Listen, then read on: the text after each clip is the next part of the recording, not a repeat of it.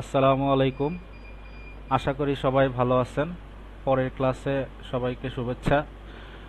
আমরা গত ক্লাসে প্রোডাক্ট কিভাবে অ্যাড করব, অর্থাৎ প্রোডাক্টের ভিতরে যেই নর্মাল যে স্ট্যান্ডার্ড যে প্রোডাক্টটা, এই প্রোডাক্টটা অ্যাড করা আমরা দেখেছিলাম। আমরা এরপরে আজকে যে পরবর্তীতে সার্ভিস টাইপের যে প্রোডাক্টগুলো আছে, এটা কিভাবে অ্যাড করতে হবে, এটা যে আমরা দেখব। প্রোডাক্টের নাম আমি যে একটা ডেমো প্রোডাক্ট হিসাবে করি।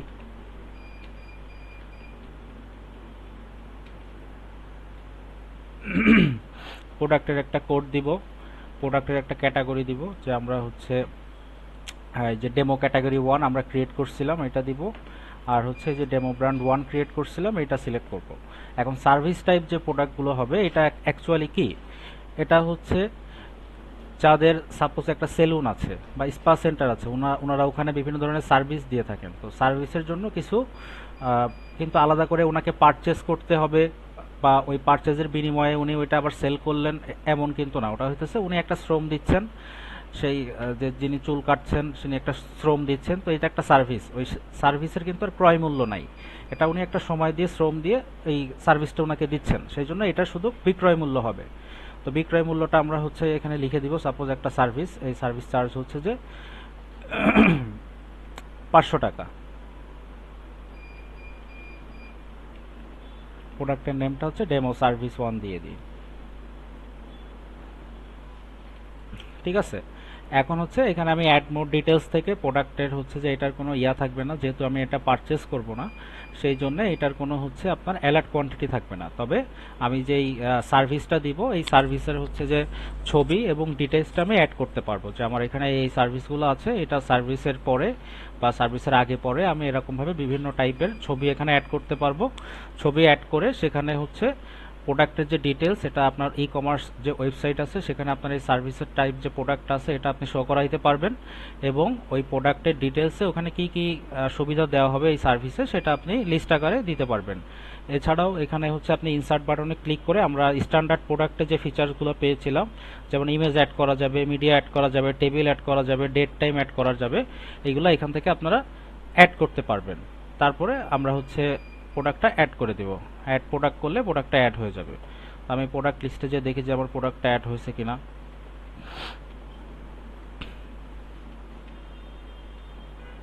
এই যে আমার প্রোডাক্টটা অ্যাড হয়েছে। এখন দেখেন এটার কিন্তু আমি কোনো কোয়ান্টিটি এটা থাকবে না, তার কারণ এটা একটা সার্ভিস টাইপ প্রোডাক্ট, এটা আপনি পারচেস করবেন না, এটা ডিরেক্ট আপনি সেল করবেন।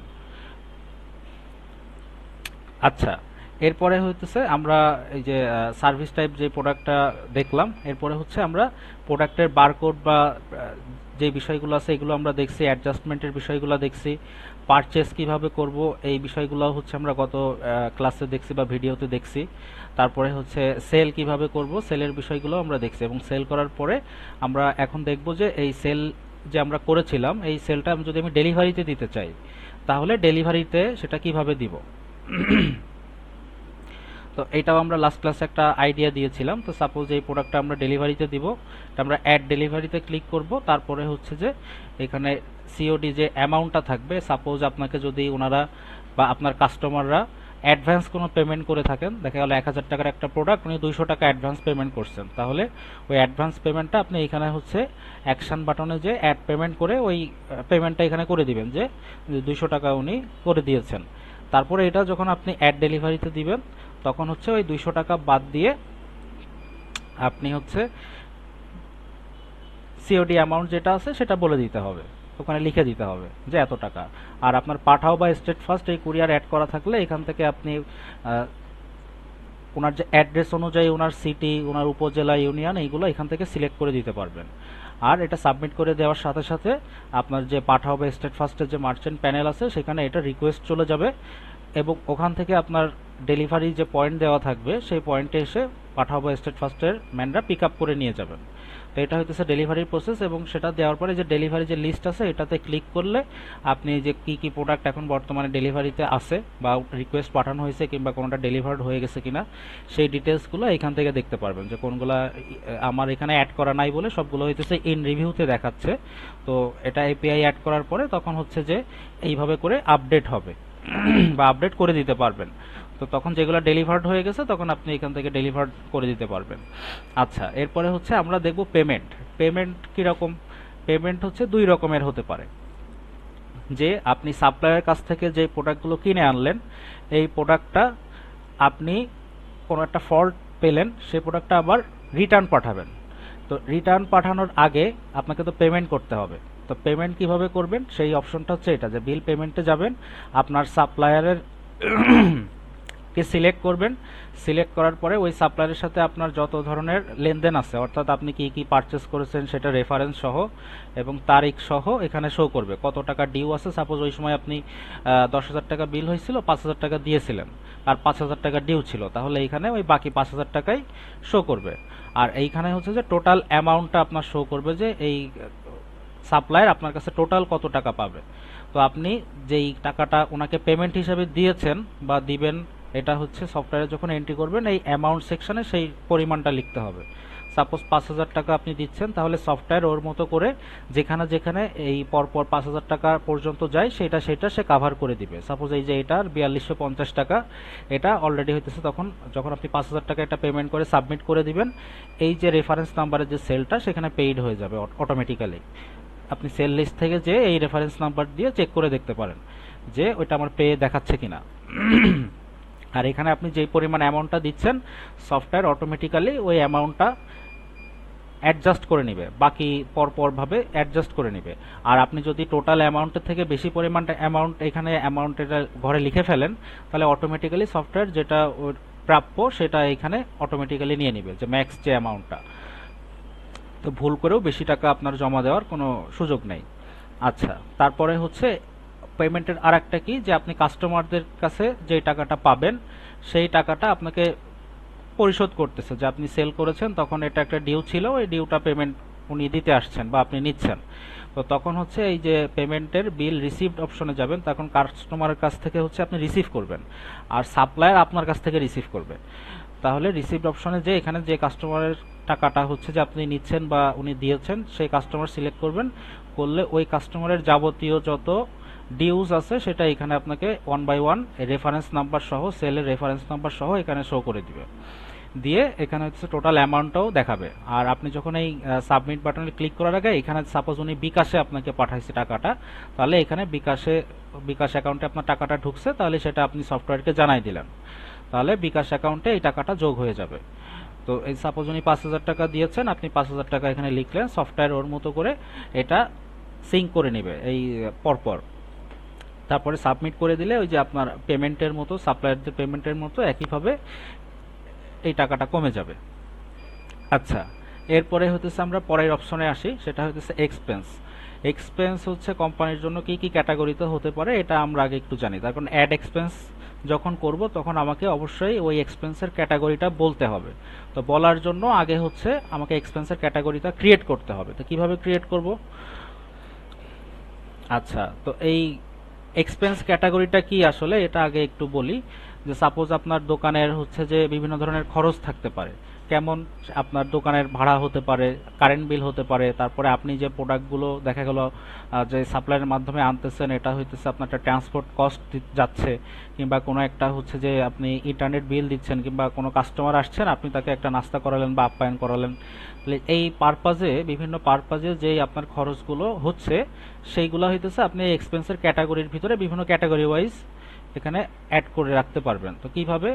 অ্যাড এক্সপেন্সে ক্লিক করব, তারপর এখানে একটা জেনারেট কোড আসবে, এটা হইতেছে আপনি অটো জেনারেট করতে পারেন অথবা 1 2 3 4 দিয়ে আপনি দিতে পারেন। তারপরে এখানে হচ্ছে যে ওই এক্সপেন্স ক্যাটাগরির যে নেমটা এখানে দিয়ে সাবমিট করে দিলেই ক্যাটাগরিটা ক্রিয়েট হয়ে যাবে। এবার যে ক্যাটাগরিটা ক্রিয়েট হবে, আমরা একটা ক্যাটাগরি ক্রিয়েট করি, যে আমি এখানে কোড দিলাম সাপোজ 5, নেম দিলাম হচ্ছে যে ডেমো এক্সপেন্স ক্যাটাগরি।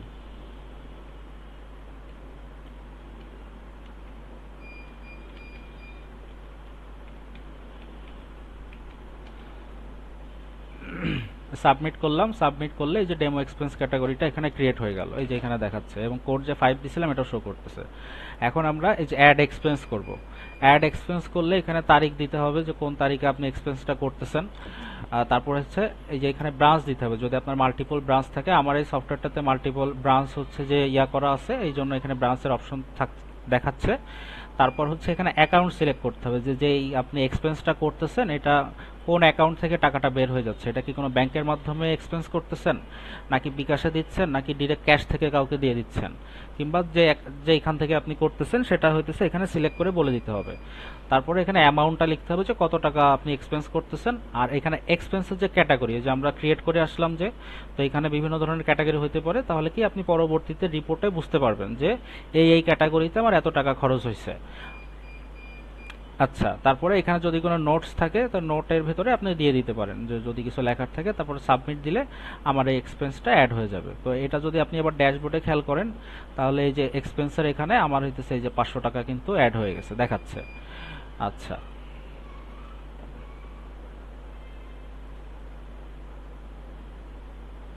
আচ্ছা ঠিক আছে। তারপরে হচ্ছে আমরা যে অ্যাড এক্সপেন্স যে করছি, করার পরে আমাদের এক্সপেন্স লিস্টে এইগুলো চলে আসবে।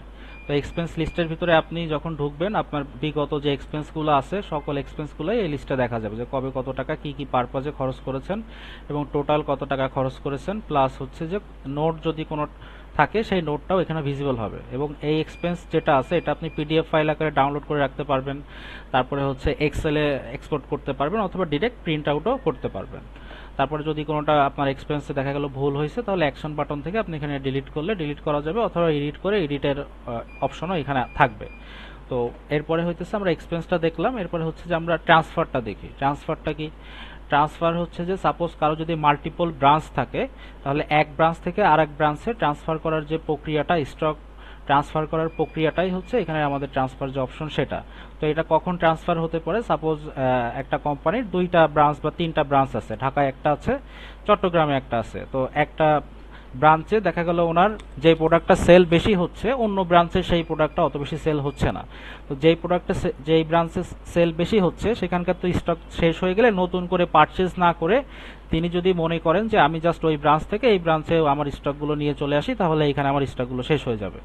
তাহলে এই যে প্রক্রিয়াটা, এটা তো সফটওয়্যারকে বোঝাতে হবে যে এই ব্রাঞ্চ থেকে এখন এই প্রোডাক্টের স্টকটা এই ব্রাঞ্চে আছে। তাহলে তখন হচ্ছে আপনি যে অ্যাড ট্রান্সফারে ক্লিক করলে কোন ব্রাঞ্চ থেকে হচ্ছে যে আপনি কোন ব্রাঞ্চে প্রোডাক্টটা ট্রান্সফার করতেছেন, কত তারিখে করতেছেন, তারপরে এখন এটা বর্তমানে স্ট্যাটাস কি অবস্থায় আছে, পেন্ডিং হয়ে গেছে নাকি সেন্ট আপনি এখান থেকে পাঠিয়ে দিয়েছেন এখনো যাত্রাপথে আছে কিন্তু ওনারা এখন রিসিভ করেনি এরকম, নাকি হচ্ছে যে টোটালি প্রসেসটা কমপ্লিট হয়ে গেছে, এখান থেকে আপনি স্ট্যাটাসটা প্রথম থেকেই মেনটেইন করতে পারবেন। তারপরে কোন প্রোডাক্টটা পাঠাচ্ছেন, এখানে মাল্টিপল প্রোডাক্টও আপনি পাঠাতে পারবেন, যে সাপোজ আমার হইতেছে যে 2টা প্রোডাক্ট এরকম বা 3টা প্রোডাক্ট এরকম, এবং কত কোয়ান্টিটি পাঠাচ্ছেন সেই কোয়ান্টিটি সহ এখানে লিখে দিতে পারবেন, এবং কত টাকার প্রোডাক্ট এটা যাচ্ছে সেই ডিটেলসটাও আপনার কাছে থাকতেছে, যাতে আপনি ব্রাঞ্চের যে হিসাব আছে এই হিসাব ক্যালকুলেশন করার সময় আপনি এটা বলতে পারেন যে আপনার এখান থেকে আমার 30,000 টাকার প্রোডাক্ট বা 10,000 টাকার প্রোডাক্ট এখান থেকে ওইখানে গিয়েছে। তো এইটা আপনি এইভাবে বলে দিলে, তারপরে যদি এটার কোনো শিপিং কস্ট থাকে তাহলে শিপিং কস্টটা আপনি এখানে বলে দিতে পারবেন। তারপরে কোনো ডকুমেন্টস থাকলে ডকুমেন্ট এখানে দিতে পারবেন। এই ডকুমেন্টগুলো হইতেছে ইমেজ টাইপ হইতে পারে, অথবা হইতেছে যে যেই ফাইল টাইপ যেটা আছে সেটা হইতে পারে কীরকম, JPG dot docx dot CSV dot text, এরকমভাবে বিভিন্ন ধরনের ফাইল হইতে পারে। তারপরে আপনার যদি এই কোনো নোট থাকে যে ট্রান্সফারটা কেন করতেছেন বা কি সিচুয়েশনে করতেছেন, সেটা দিয়ে সাবমিট করে দিলে এটা আপনার একটা ট্রান্সফার হয়ে যাবে। তখন আপনি আপনার প্রোডাক্ট লিস্টে যে দেখতে পারবেন যে এই ব্রাঞ্চের স্টকগুলো ওই ব্রাঞ্চে ট্রান্সফার হয়ে গেছে। আচ্ছা, এরপরে হচ্ছে আমরা রিটার্ন দেখি। রিটার্ন কখন হবে, রিটার্ন প্রসেসটা কি, সেটা হচ্ছে 2 ধরনের। একটা হচ্ছে সেল রিটার্ন, যেটা আপনি সেল করেছেন আপনার কাস্টমারদের কাছে, সেই প্রোডাক্টে যদি কোনো ইস্যুস থাকে তাহলে ওইটা রিটার্ন হতে পারে। আর আরেকটা হচ্ছে যে আপনি তো সেল করেছেন কাস্টমারদের কাছে যে প্রোডাক্টটা, সেটা তো আপনি কারো কাছ থেকে কিনে এনেছেন, তো তখন তাদের কাছে যদি আপনি রিটার্ন করতে চান তাহলে সেটা হচ্ছে যে আপনার পারচেজ রিটার্ন হবে। তাহলে আমরা সেল রিটার্ন দেখি। সেল রিটার্ন করার জন্য আমাদের যেই সেলটা রিটার্ন করব, তো প্রসেস এখানে যেটা, যে কাস্টমার যখন আসবে তখন কাস্টমারকে আপনি যে ইনভয়েসটা দিবেন ইনভয়েস সহ সে আসবে, যে আপনার দোকান থেকে কিনেছিলাম এই যে প্রমাণপত্র ইনভয়েস, তখন আপনি ইনভয়েস দেখে, ইনভয়েসে হচ্ছে ওই সেলের একটা রেফারেন্স নাম্বার থাকবে। তো রেফারেন্স নাম্বারটা কেন লাগবে? রিটার্ন করার জন্য রেফারেন্স নাম্বারটা প্রয়োজন হবে। তো তো আমি হচ্ছে এখান থেকে একটা সাপোজ সিলেক্ট করি যে এটা আমার সম্পূর্ণ টাকা ডিউ হচ্ছে যে পরিশোধ আছে। আমি হতেছে এটা ভিউ করি, এই দেখেন এখানে রেফারেন্স এইভাবে থাকবে। আপনি যদি হচ্ছে এটা আমি জেনারেট করে দেখাই যে এটা হচ্ছে ইনভয়েসটা এরকম থাকবে। তো ইনভয়েসের এখানে দেখবেন যে এখানে যে রেফারেন্স আছে, তো এই রেফারেন্সটাই আপনি পরবর্তীতে দেখে টাইপ করে নিলে ওই যে রিটার্নের ওখানে আপনি সেল রিটার্নটা করতে পারবেন। তো আমরা একটু দেখি যে কিভাবে করব। এই রিটার্নে যাব, যে হচ্ছে এই সেলে যাব, সেল লিস্টে চলে গেলাম।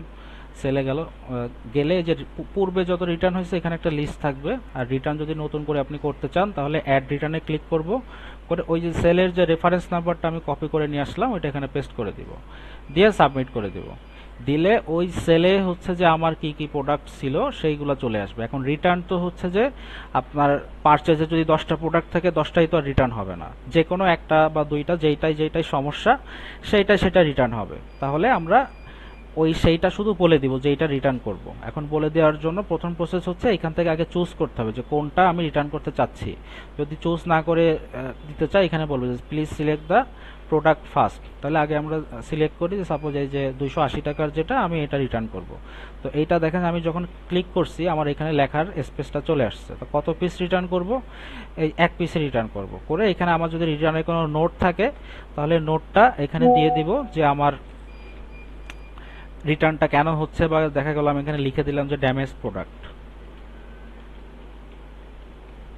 দিয়ে আমি এই যে সাবমিট করে দিলাম। দিলে আমার রিটার্নটা হচ্ছে হয়ে গেল। এই যে দেখেন আমার 1/9 যে আমি 280 টাকার একটা রিটার্ন করছি এখানে চলে আসছে।